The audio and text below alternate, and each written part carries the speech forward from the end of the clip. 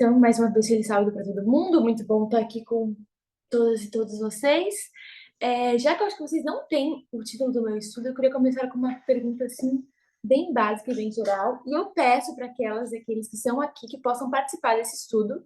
A gente vai desenvolver uma lógica sobre algo que eu imagino que a maioria de nós teve algum contato durante as últimas semanas. Eu gostaria de ter uma participação. Eu sei que é sexta-feira, né? Fim da semana, todo mundo chega cansado e tal, mas vocês conseguirem compartilhar os pensamentos de vocês, microfone presencialmente, mas se não, escrevendo no chat, seria bem legal. Eu queria perguntar para vocês o que nós, né, aqui do movimento, acreditamos ser o decreto dominical. Quais, né, a gente sabe que a gente teve uma mudança muito fundamental aí a partir de 2018, 19, com até a nossa visão em relação a esse marco tão importante no Adventismo, mas qual que é a nossa visão atual? Queria que vocês dessem para mim um resumo, enfim.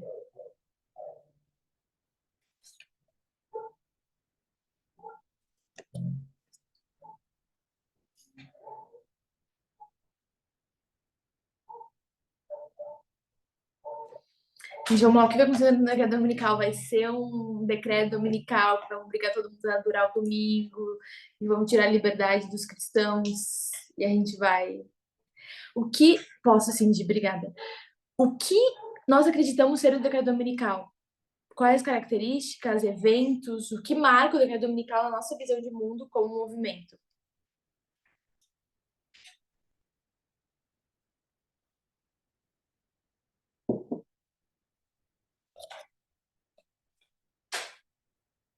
Sabendo que não é o domingo, nós não acreditamos no decreto dominical literal. Então, no que a gente acredita? É relacionado a gênero. Gabriel Barros, pode falar? Assim, como princípio geral, é um assunto que comove, né, as sociedades atualmente, né? Então, não um assunto que não está em pauta, que ninguém está nem aí, né? Como no caso a guarda do sábado, o domingo, isso é talvez uma pauta religiosa, né, particular de alguns evangélicos, mas assim não é uma coisa que está nas notícias, né? E quais Então, são sim, os exemplos? igualdade como um termo mais abrangente, mas assim, direitos da mulher, direitos das minorias, né? LGBTQIA+, racismo, etc. Aborto. Isso aí. Então, direitos, a gente pode, né, colocar no chat igualdade, restrição da liberdade e direitos das pessoas, especialmente das minorias, gênero, enfim. A gente sabe que tem a ver com esse tema dos direitos civis. Então, é algo em relação às minorias, né, sendo prejudicadas, leis contra, enfim, é uma coisa mais global e abrangente do que essa visão fechada em relação ao decreto dominical. E quando a gente pensa na ilustração de Atos 27, quando a gente pensa, né, no segundo barco que vai naufragar, o que seria esse naufrágio?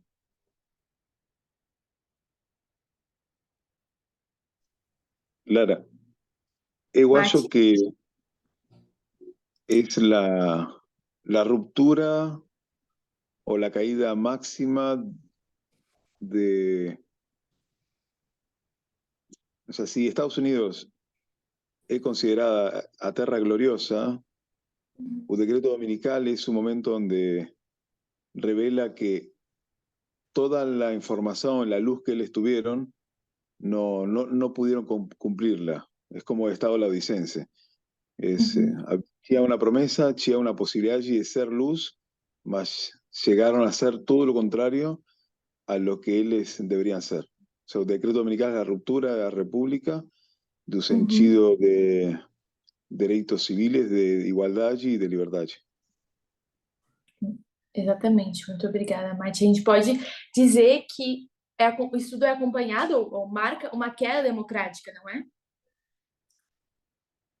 Então, a gente tem esses elementos que eu queria que a gente tivesse em mente para começar esse estudo, que não vai falar exatamente sobre isso, se você olhar, dependendo da sua perspectiva, mas que existe, acho que vou até escrever, um elemento, uma ameaça à igualdade. Cada vez eu tenho, vou escrever aqui embaixo.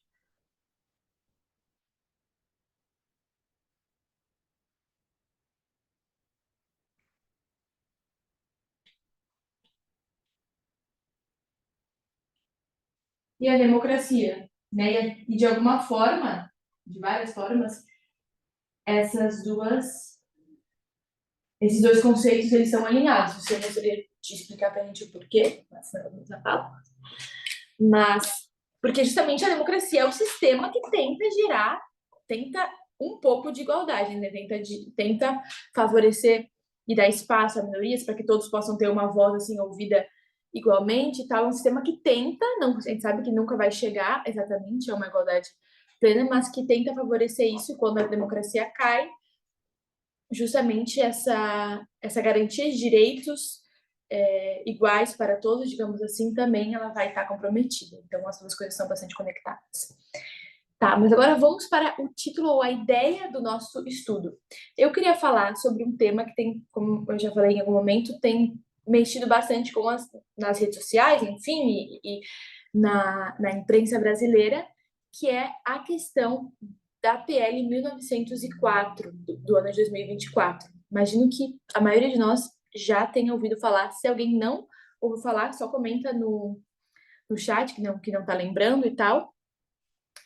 É relacionada à PL que equipara o aborto após as 22 semanas a homicídio. Então, dá a essas mulheres que abortarem, e aos médicos também, se não me engano, uma pena equivalente a um homicídio simples, ou seja, de 6 a 20 anos de prisão. Isso tem gerado muitos protestos, né, na mídia, porque o aborto no Brasil ele é bastante restrito, com exceção de alguns casos, que é no caso de estupro, no caso de alguma deformação, alguma questão com o feto, anencefalia, que o feto não tenha cérebro, não vai conseguir sobreviver fora, né, do útero e tal, e também casos de risco de vida da mulher, mas agora isso está sendo restringido mais ainda, que após a 22ª semana isso não vai poder ocorrer, e não só não vai poder ocorrer, mas com uma pena bastante dura, né, maior até de um estuprador, enfim, que teria causado tudo isso em alguns desses casos. O que eu queria que a gente fizesse agora, tá? Por que eu vou falar desse tema? Justamente porque a gente está desde 2018, desde 2019, falando em relação a essa questão do decreto dominical, a essa ameaça à igualdade, essa ameaça à democracia. A gente, né, tem mudado nossa visão de mundo, nosso entendimento sobre da onde que vem a ameaça, da onde que realmente vai gerar uma comoção social, pública, mundial, mas em cada país, né? Enfim, começando de alguma forma, tendo bastante forte nos Estados Unidos, mas indo ao longo do mundo.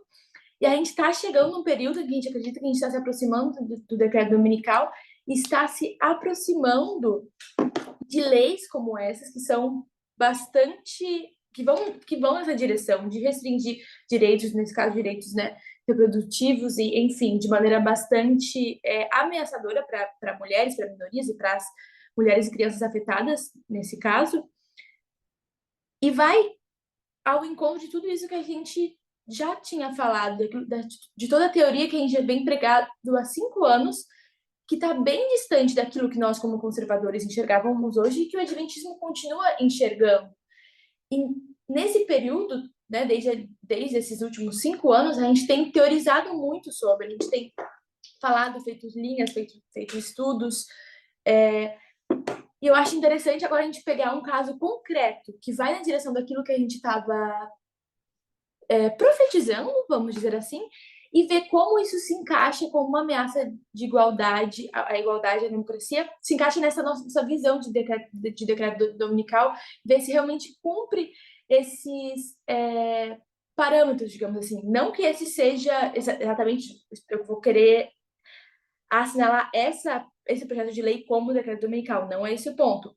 O ponto é a gente, né, entende que o decreto dominical não é um ponto específico, é um período, e também que ele vem acompanhado de um período de agitação, em que esses temas eles vão ficando mais recorrentes na sociedade, vão sendo falados, vão sendo movimentados de alguma forma, e eu acredito que esse, com certeza, é uma movimentação nesse sentido. Eu acho bom a gente colocar em perspectiva.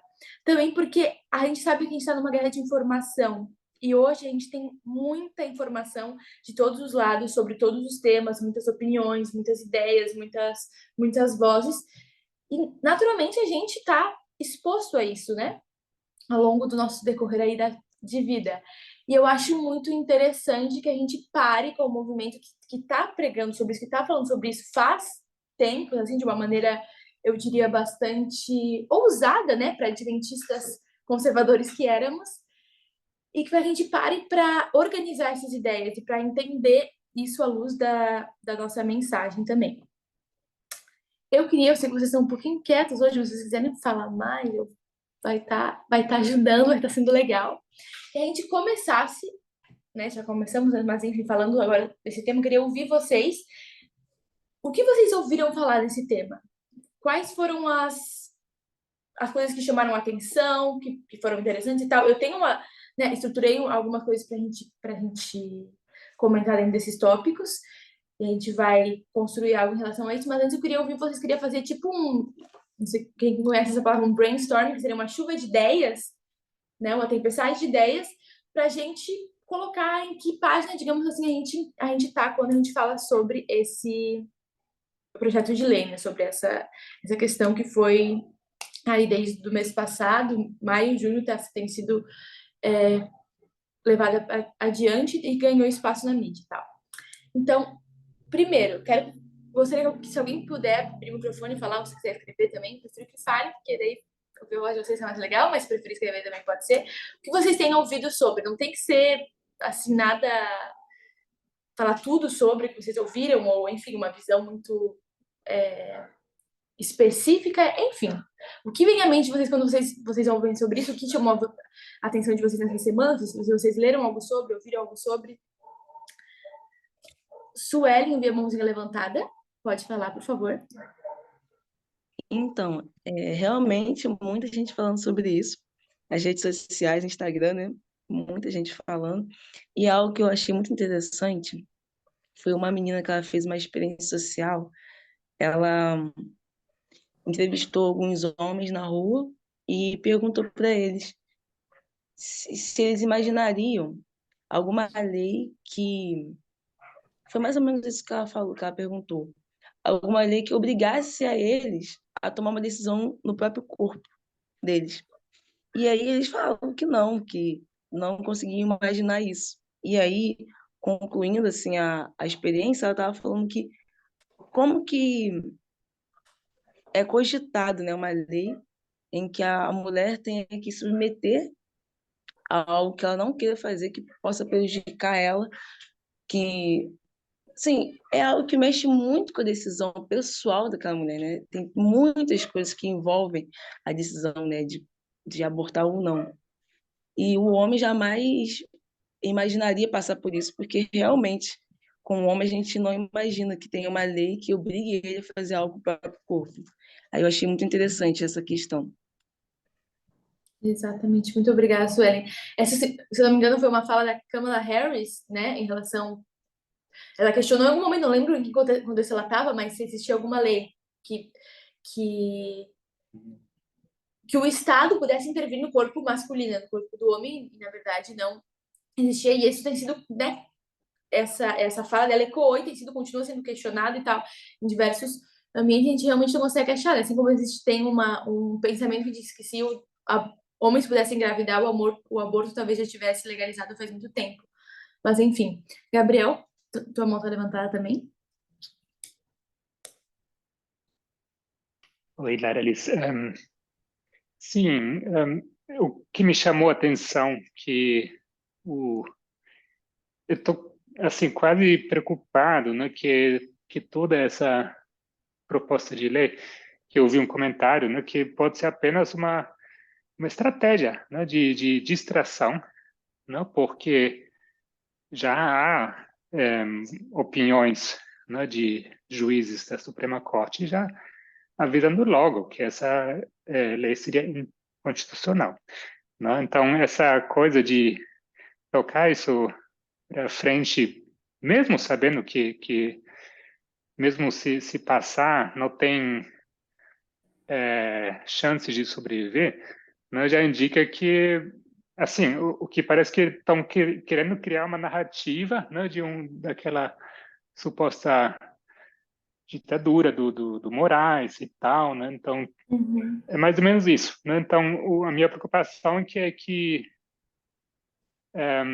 a lei é tão absurda e obviamente, errada que as pessoas estão sendo consumidas, né, nessa discussão, esquecendo para mim, o maior ponto, que é a legalidade ou ilegalidade do aborto, né? Uhum. Porque o próprio autor da PL já anunciou, né, que se o problema for que o estuprador então tira uma pena menor, então já vamos entregar outro projeto já para aumentar a Uhum. pena do estuprador. E Uhum. aí, mas assim, isso não resolve, não é igual como o Lula comentou, assim, para mim, assim, perde muito, assim, não é sobre isso, para mim é sobre não legalizar o aborto, né? Então, para mim, isso que me chamou a atenção. Com certeza. Obrigada, Gabriel. Mas tu tinha levantado a mão rapidinho, não sei se tu gostaria de falar. Sí, eu lembraba, hay cierta metodología de Steve Bannon que ha pegado, que ha utilizado la extrema derecha en distintas partes del mundo, y parte de esa metodología, de un método era llamar la atención todo el tiempo, falando cosas muy extremas. Para ellos Uhum. están en la boca de todo el mundo. Y Uhum. de esa forma también llevar a los grupos a los extremos. Entonces ya derecha centro siga muriendo y la extrema derecha se come a esa derecha centro. Y de esa forma crea una narrativa más extrema, más radical, más divisoria y, y les hace bien a ellos. Sim. É uma política de perpetuação de tentar perpetuar o poder e uma narrativa, né? A narrativa da extrema-direita, ela é antissistema, ela não está muito preocupada com a manutenção desse sistema, a manutenção dessa democracia. Até os estudos que eu dei na Campal, não sei se quem teve a oportunidade de assistir, mas eu acho que a maioria já ouviu falar daquele livro, foram com base naquele livro Como Morrem as Democracias, que a Gi, inclusive, já começou a dar isso pra gente, mas em algum momento ela vai continuar capítulo por capítulo, que são livros, é um livro extremamente interessante para a gente entender como funciona essa disputa de poder e como está a tendência da extrema-direita nos Estados Unidos. O livro fala, né, bem forte, mas a gente sabe que é uma tendência que se aplica ao redor do mundo, de ser ter suas ideias, seus ideais, enfim, contra o sistema estabelecido, contra a democracia, com o objetivo de se manter no poder, de ter suas ideias impostas e não ganhar através do jogo democrático, mas levar esse jogo democrático aos extremos para conseguir, né, seus objetivos. Enfim, alguém sabe ou lembra, gostaria de comentar qual que foi o contexto em que essa lei, essa PL foi passada e qual seria um dos objetivos que foi até mencionado pelo criador, pelo Sóstenes, que foi um deputado do PL que criou?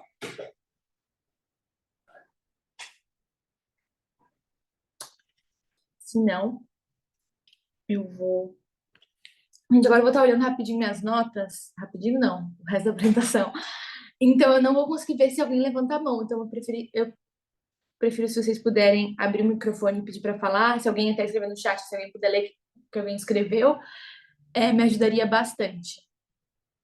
Uma questão que a gente tem que entender nesse sistema é que como surgiu essa PL, né? Essa PL ela foi lançada no mesmo dia em que o STF suspendeu uma resolução do Conselho Federal de Medicina que proibia a assistolia fetal. Não sei quem sabe o que é assistolia fetal, mas também é uma coisa que foi colocada em jogo aí.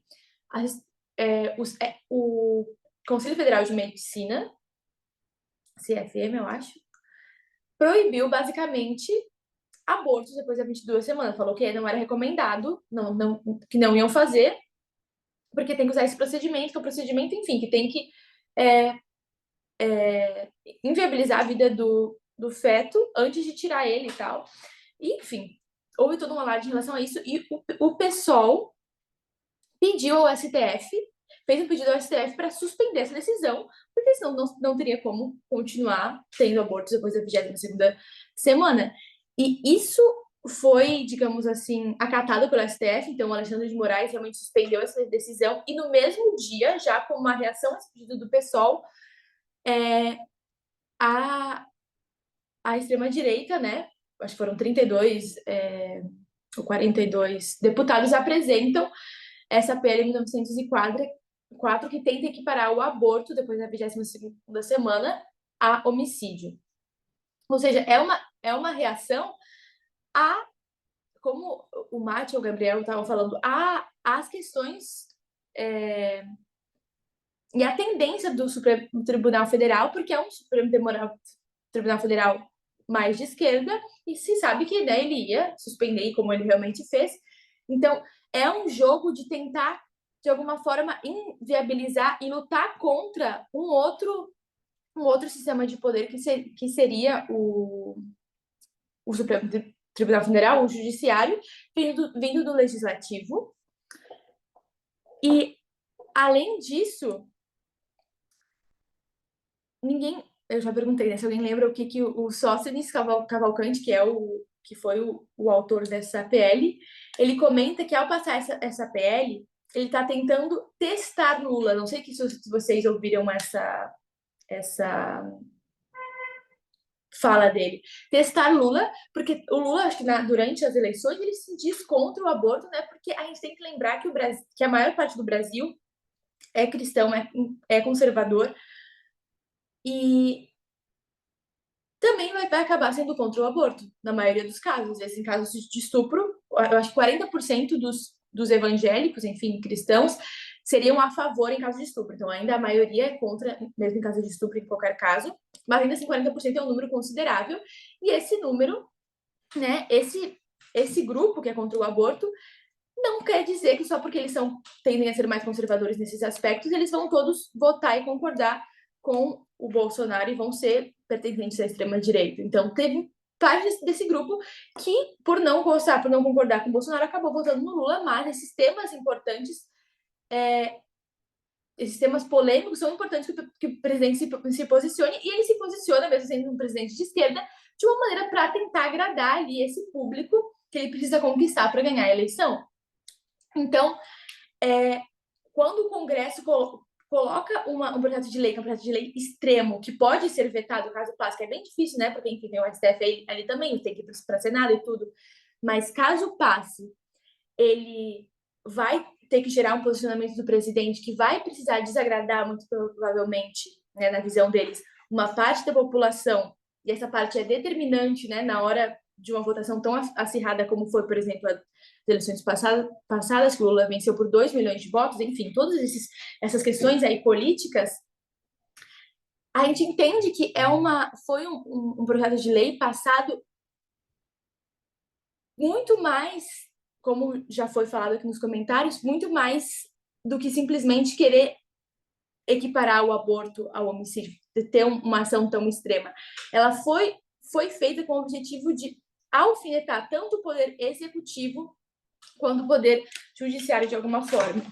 Então, a gente tem, né, falando de democracia, o legislativo, o judiciário e o executivo, e a gente tem um certo tipo de ataque ou provocação ou uma tentativa de interferir nesse jogo, né,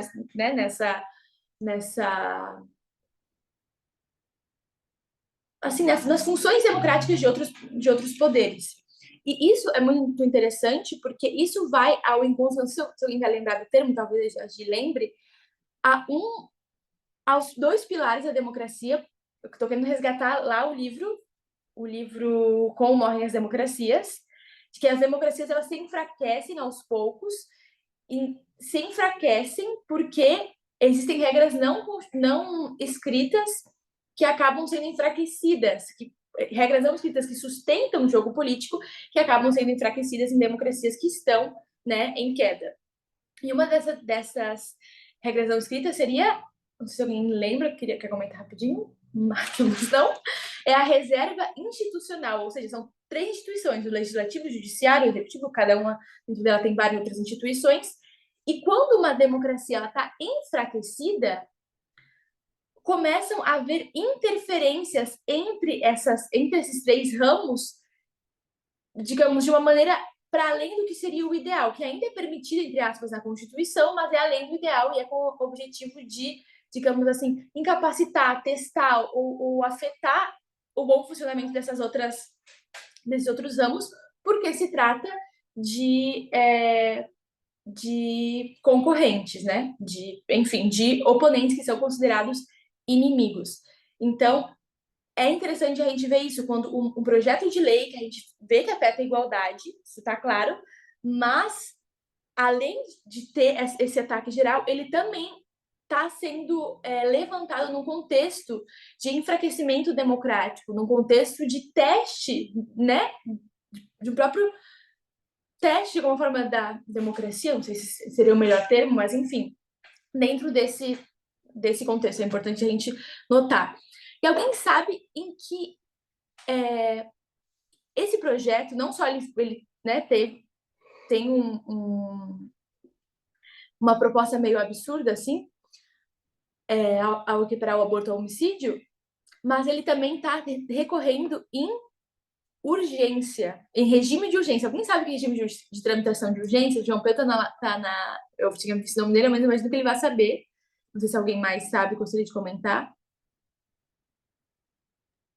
Lara, pelo que entendi, isso é uma medida de passar por cima das respectivas, como que chama? Secretarias e comissões, não? Que teriam que avaliar, que são capacitadas, que têm especialistas, não? Para avaliar, e vai direto para a pauta, né? Do Congresso, no caso, eu acho. Sim, é exatamente isso. É algo mais rápido, que basicamente ele vai ser votado diretamente no plenário, sem passar pela comissão da Câmara. E vai dispensar algumas exigências, prazos ou formalidades, e, enfim, vai ser basicamente votado de maneira mais direta, mais rápida, sem passar por justamente essas comissões que é falado, que é discutido, onde são feitos também, parece que referendos, onde tem uma participação para entender qual que é a visão da população e tal. Então, é tudo feito de maneira mais rápida. E essa urgência, né? Esse regime de urgência, ele é importante em alguns casos, ele é uma ferramenta, digamos assim, institucional e democrática que às vezes precisa ser executado com algumas coisas com rapidez, por exemplo, na Covid, para votar a compra de vacinas, em alguns casos de, acho, de desastres naturais e tal. Tem alguns casos específicos em que é importante que seja um regime de urgência, porque as coisas precisam acontecer rápido.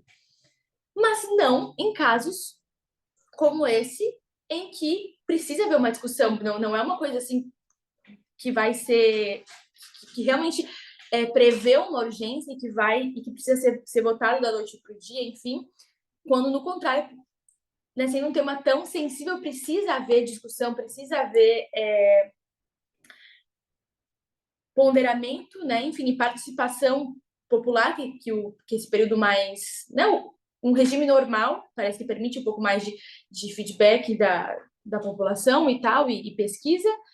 É um tema que exigiria isso e que não deveria estar no regime de urgência, mas está. E parece que essa é uma ferramenta que é usada não só pela extrema-direita, mas pelo centro, pela esquerda, enfim, em diversos casos, quando não deveria estar sendo usado. Então, mais uma vez, a gente vê uma ferramenta que tem seu valor institucional, que deve ser usada e tem seus benefícios e tem sua necessidade, sendo extrapolada para conseguir fins políticos, para conseguir os seus objetivos. Então, também seria um extrapolamento da reserva institucional, digamos assim. Mais uma vez, indícios que demonstram um enfraquecimento da democracia. E, além disso, não sei se quem viu também essa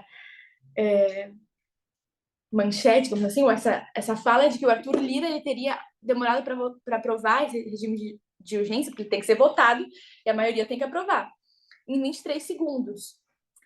Por quê? Porque, basicamente, parece que todos os líderes de partido, se todos os líderes de partido estão concordando com isso, é aprovado. Parece que isso aconteceu, o PT falou que não era uma prioridade do governo, enfim, e o pessoal acabou nem conseguindo votar, que são os partidos dos consideráveis de esquerda do Congresso, enfim. E foi tudo feito de maneira muito rápida. Quando o Arthur Lira, que é o presidente da Câmara, ele estava votando esse regime de urgência, ele nem falou qual era o número do projeto que estava sendo votado. Foi tudo feito de uma maneira muito rápida, muito extrapolada, para realmente não gerar nenhuma comoção ali no momento de quem poderia, né, se opor e tal, e para gerar o mais rápido possível. Então, foi uma coisa que foi protestada em relação a isso também. E a gente vê, mais uma vez, um processo de enfraquecimento democrático, né? Até eu vejo que quando um partido ele quer passar seu projeto de lei, as suas ideias a todo custo, e usa estratégias, quais que sejam, de confundir as pessoas, enfim, de não gerar clareza para alcançar seus objetivos, a gente vê que também o outro pilar que sustenta a democracia, né, o pilar não escrito, que seria a tolerância mútua aí também está enfraquecida, porque basicamente ele pensa que as ideias dele que precisam passar e ir adiante e não se importa com a oposição e com a validade de quem pensa contrariamente, né? Enfim, então eu queria ver com isso, que a gente enxergasse aqui um tema que naturalmente nos alerta quanto à igualdade, quanto um tema que está referente ao decreto dominical, mas também que nos ajuda a enxergar, quando a gente olha mais atentamente, um enfraquecimento democrático que não começou, e a gente sabe que a nossa democracia no Brasil é bastante frágil em diversos aspectos, enfim, mas a gente consegue, é relevante quando a gente consegue enxergar pontos onde a gente vê claramente um enfraquecimento democrático e que está sendo basicamente rompidas barreiras de proteção democrática para passar certas leis, enfim, né? E conseguir os objetivos, nesse caso, da extrema-direita. O que eu achei interessante de um dos comentários que eu li no próprio site da Câmara, né, dos autores, e que eu vou ler para a gente, é a visão que é colocada, né, para passar essa PL. Eu vou ler para a gente. Diz assim: segundo os parlamentares, quando o Código Penal foi promulgado, se o legislador não colocou limites gestacionais ao aborto, não foi porque teria querido estender a prática até o 9º mês da gestação. Em 1940, quando foi promulgado o Código Penal, um aborto de último trimestre era uma realidade impensável se fosse possível. Ninguém o chamaria de aborto, mas de homicídio ou infanticídio, apontaram os autores da proposta. Ou seja, eles estão querendo recorrer lá a 1940, quem promulgou o Código Penal estava pensando quando colocou isso, né? Quando basicamente escreveu essa permissão ao aborto, não colocou um limite até a 22ª semana. E qual que é como se chama essa característica de querer ir para o que foi escrito na Constituição e se apegar a qual era a intenção original do autor que foi lá e escreveu? Isso é bem comum nos Estados Unidos, até de vários juízes da Suprema Corte lá. Como se chama isso? Alguém lembra? Colocar no chat, originalismo. Não estou vendo aí, o Pedro me avisou. Então, a gente vê essas características todas presentes que não são únicas e exclusivas do Brasil, elas são uma tendência, né, mundial da extrema-direita, a gente sabe, mas a gente consegue, é interessante conseguir identificar essas tendências e essas visões sendo colocadas como se fosse uma coisa óbvia ou muito aceitável, mas na verdade é uma perspectiva que pode e deve ser questionada e que a gente precisa estar atento, porque não é com certeza exclusivo da promulgação dessa PL. Enfim.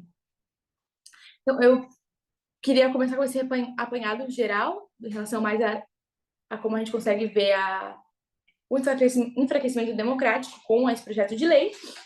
E agora eu queria ir para a questão, realmente, né, do aborto, da parte, digamos, da misoginia relacionada a esse projeto. Não sei se alguém queria comentar algo mais em relação à questão democrática, não sei se alguém está com a mão levantada. Enfim. Mas vamos lá. Queria perguntar para vocês quem que criou a PL, da onde que vem a pauta? Eu falei que, né, foi só Cavalcante, mas foram 42 deputados no geral, mas como que se chama esse grupo que criou essa PL? E da onde que vem, né, esses valores para gerar essa PL?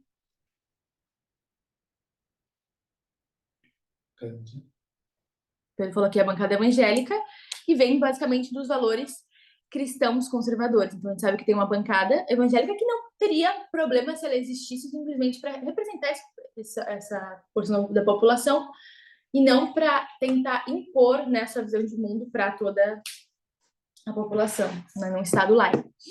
Mas tá, a gente entende que estamos num estado laico e só do fato de tentar impor uma visão de mundo cristão, judaico, ou islâmico, ou qual que seja, a gente não, né, tá de acordo, isso já contraria. Mas eu queria que a gente olhasse um pouquinho com a perspectiva desses cristãos. A Bíblia fala sobre aborto? O que vocês acham? Quero que alguém comente se pense sim, se não, nunca ouviu falar disso.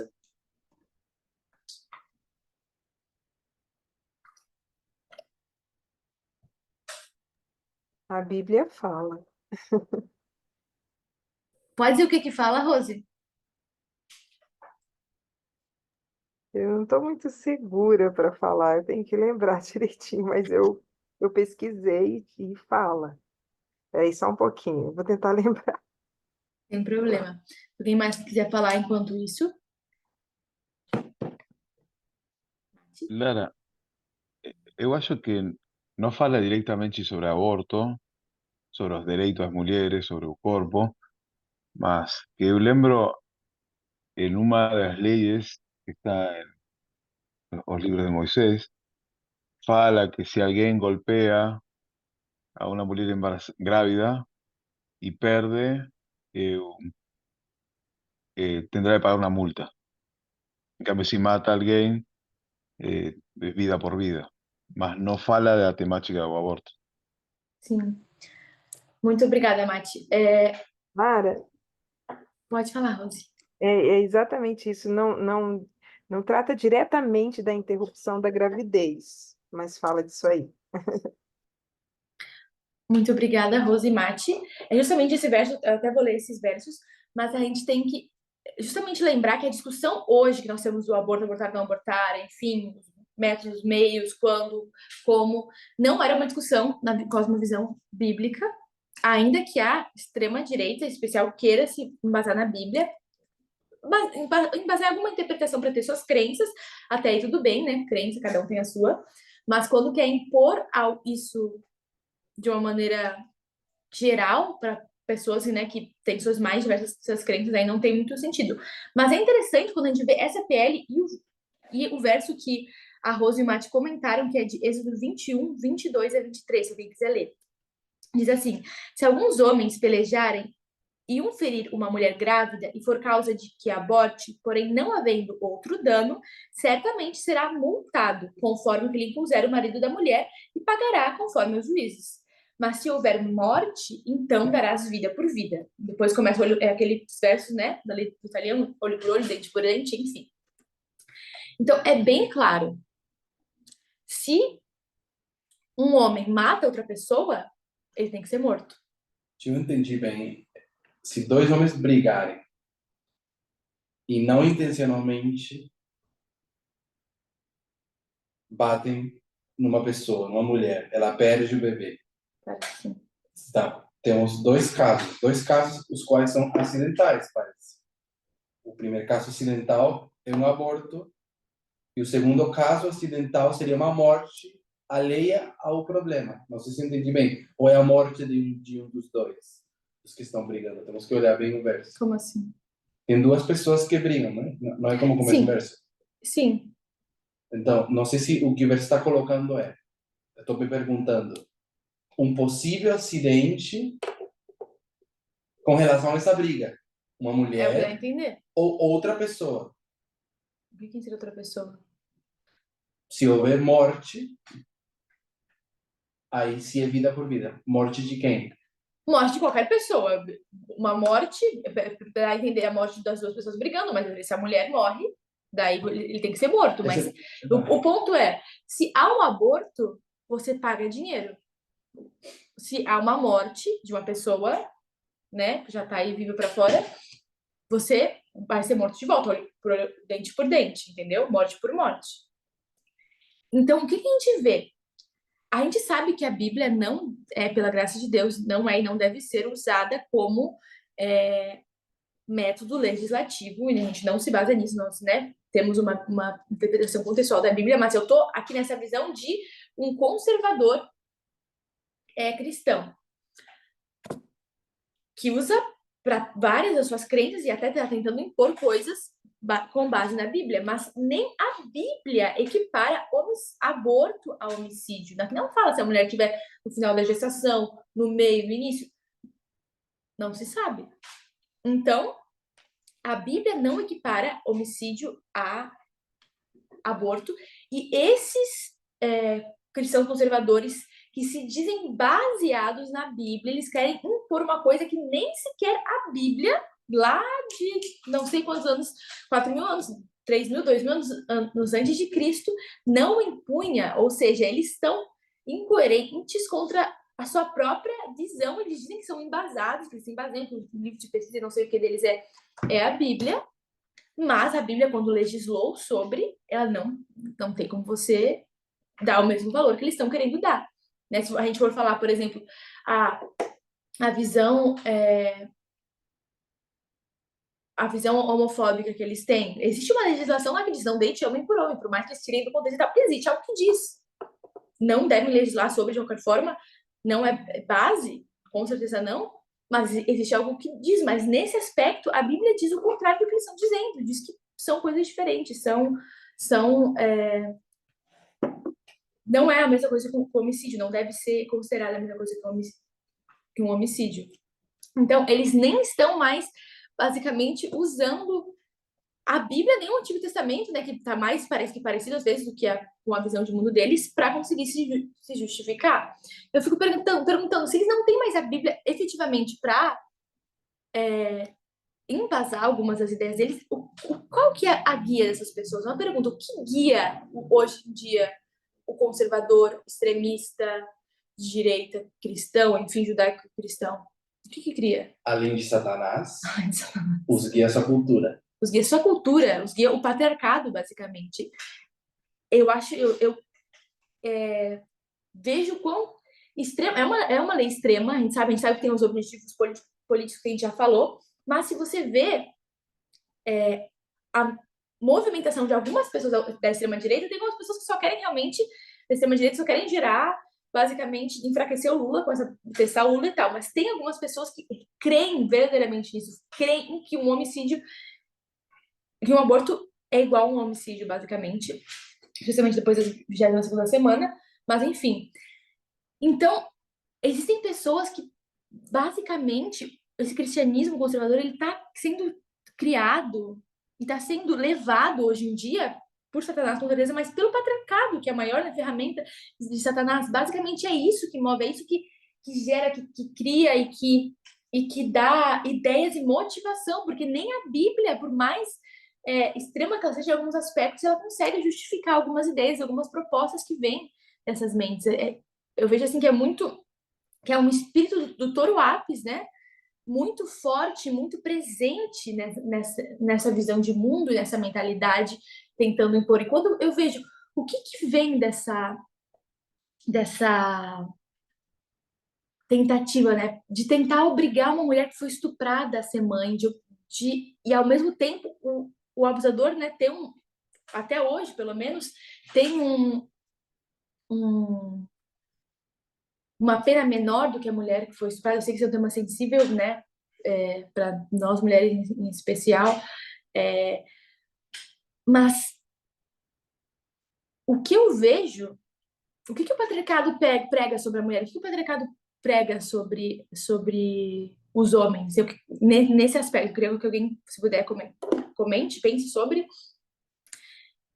E eu já queria fazer um adendo que eu acho bem interessante. A gente tem em mente, eu acho que nós que estamos aqui já temos, mas tem em mente que algumas pessoas não entendem, né? Eu tenho visto comentários ainda recentes e tal, mas depois de toda essa discussão, de pessoas se perguntando por que alguém aborta depois da 22ª semana. Se uma mulher, né, que foi estuprada, no geral, ela sabe que foi estuprada, sabe que pode engravidar, vai procurar ali algum tipo de ajuda e o quanto antes ela vai receber, né, se for bem atendida, se houver um atendimento próprio, porque depende disso, muitas vezes existe esse preconceito dentro do próprio SUS, ela vai ser atendida, mas o que leva alguém a abortar depois da 22ª semana? Não sei se alguém quer comentar. Mas, basicamente, a gente sabe de casos, foi trazido à tona vários casos, são casos extremos que levam alguém, geralmente uma criança, a ter que abortar depois da 22ª semana, geralmente casos de abuso em que a criança nem sabe que está sendo abusada, a criança não teve educação sexual nenhuma, não sabe o que é sexo, não sabe da onde vem os bebês, nem sabe que ela pode ficar grávida, ela só vê mulheres adultas, jovens, grávidas, ela não vai imaginar que ela, com 10, com 12 anos, vai ficar grávida, nem sabe o que está acontecendo ali. E geralmente se descobre em fases bastante avançadas, às vezes depois da 22ª semana. Tem crianças que, às vezes, eu vi relatos de crianças que descobrem só quando já estão produzindo leite, então isso é bem, bem adiante. Tem mulheres, às vezes, que demoram a descobrir uma gravidez, mesmo uma gravidez desejada, acontece, ou poucos casos acontecem. Imagina uma criança, é uma situação de extrema vulnerabilidade, de extrema necessidade e de extremo impacto de uma criança descobrir que ela está grávida, descobrir que ela está gerando ali um bebê ali dentro, às vezes descobre que só quando a criança está mexendo, enfim. É um contexto assim de muito sofrimento, de muita dor, que nenhum de nós gostaria que fosse necessário um aborto para uma criança, porque nenhum de nós gostaria que uma criança estivesse grávida para começo de conversa. Então, a gente queria que isso tivesse sido parado antes, né, com educação sexual, com proteção às nossas crianças, com os homens não se sentindo permitidos de abusarem, de usarem as crianças, as mulheres como objetos sexuais, e isso é algo tão comum, né? Enfim. Então, a gente tem que entender, tem que explicar para as pessoas que esse é um contexto necessário, é um contexto de extremo impacto na vida da criança que foi abusada, inclusive impactos na sua saúde física, em que a criança corre risco de vida muitas vezes por, né, gerar um bebê. Quanto mais a gestação avança, ou passar por um parto, um procedimento extremamente invasivo. Então, tudo isso tem que ser considerado, tem que ser pensado, tem que ser falado, porque existem pessoas que são até bem intencionadas, mas não entendem esses casos. Então, é nesses casos, mas ainda assim, nesses casos, quem lembra de uma menina de 10 anos que em 2020 engravidou do tio e descobriu na 20ª semana, foi procurar ajuda com a avó, né, a avó descobriu na 22ª semana, foi procurar ajuda e basicamente ela foi tirada da família, foi feito todo um esquema para que ela não tivesse, para que ela ultrapassasse a 22ª semana. E quando ela ultrapassa, são pouquíssimos hospitais que conseguem oferecer essa assistência. Então ela teve que ser levada para outros estados, enfim, foi toda uma questão. E a gravidez seguiu avançando pela resistência que a extrema-direita, que cristãos conservadores trouxeram a esse caso. Inclusive, não sei se vocês lembram da cena dos vídeos no hospital, houve uma corrente de oração em volta, assim, cristãos de mãos dadas e falando, chamando essa criança de 10 anos de idade de mãe, dizendo que não, enfim. Tem até um vídeo da própria juíza tentando, né, isso antes, tentando desconvencer a menina e convencer a menina que aquele feto estava na barriga dela era o filho dela, que ela deveria, enfim, ter algum tipo de conexão e não querer abortar. É todo um absurdo, um sistema muito falho, e infelizmente por ser tão falho que pode chegar à 22ª semana, e ainda assim, nesses casos, é de extrema importância que a menina especialmente, na maior parte dos casos, tenha a possibilidade de escolher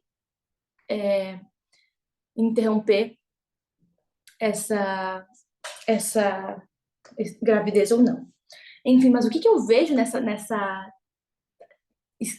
direita, extrema, que vê isso, aquelas poucas pessoas poucas talvez não tanto, mas que enxergam que é uma criança e ainda querem que essa criança tenha o filho, e uma mulher estuprada que ela ainda se conecte com o bebê e tenha esse filho, né? Existem mulheres talvez que vão optar por isso, e aí é uma escolha delas, é isso que a gente quer ter, que a mulher possa escolher, né? E não seja impostas, mas essa tendência, essa visão patriarcal do feminino como o maternal, aquele que tem que nutrir, aquele que tem que ter cuidado, esse é o natural da mulher. Como que ela tá grávida, não vai conseguir, ela tem que despertar o seu instinto materno, ela precisa nutrir esse bebê, precisa cuidar, mesmo que tudo relacionado a isso tenha ligado a um maior trauma da vida dela, que nunca deveria ter acontecido, tem que despertar isso, não importa o quão traumático isso seja para aquela mulher ou para aquela criança. Então, tá enraizado nessa visão patriarcal, que essa visão é a que move a extrema-direita.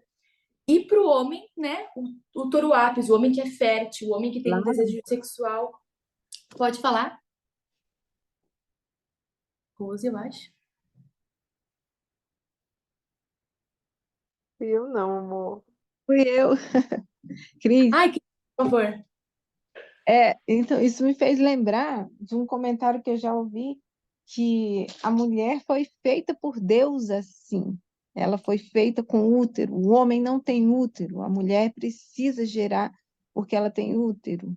E a mulher amamenta, né? Ela tem no organismo dela meios de alimentar essa vida que está sendo gerada. Então, é como se isso desse autoridade para o homem ter autoridade sobre o corpo dela. Exatamente. E até para o Estado, né?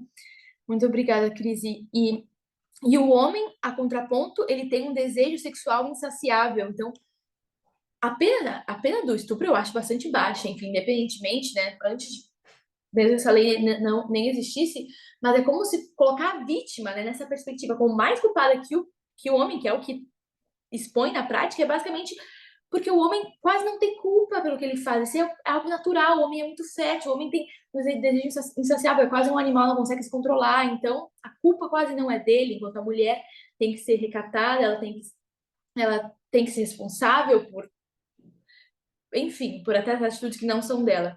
Então, eu vejo enraizada nessa pele, nessa visão, essa visão, né, que seria do feminismo cultural, mas do patriarcado que vem, que tenta impor esses papéis fixos e imovíveis, né, para o homem e para a mulher, e que é basicamente o nosso destino seguir nisso, e a gente não tem muito o que fazer.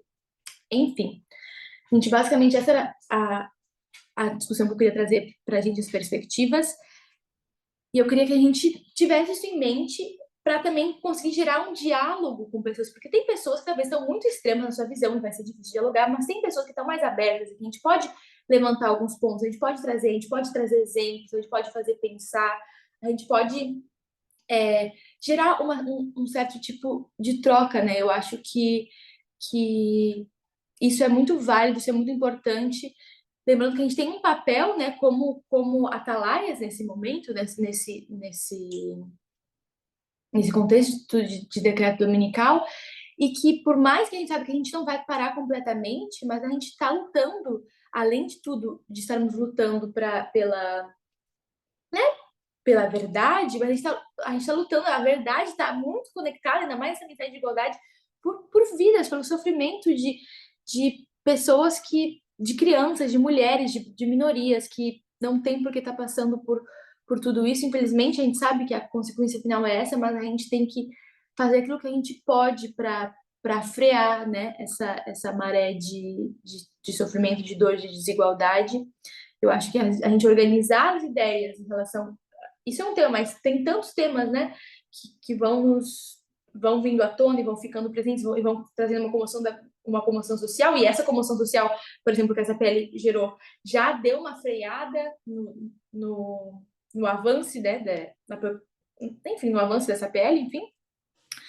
E eu acho que a gente tem esse papel, sabe? A gente deve buscar nos informar, buscar boas fontes de informação, ter uma voz ativa, não só para protestar, mas também para conseguir dialogar com pessoas, às vezes, que poderiam ver as coisas por um outro lado e também se unir para, digamos assim, unir essa voz em proteção às minorias, às mulheres, crianças, enfim. Era basicamente isso que eu tinha para hoje. Não sei se alguém gostaria de fazer algum comentário.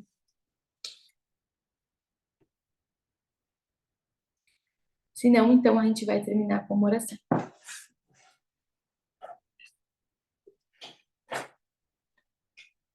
Deus de amor, obrigada por mais esse estudo que se encerra. Amanhã vamos ser Campal, da Campal que tivemos hoje também.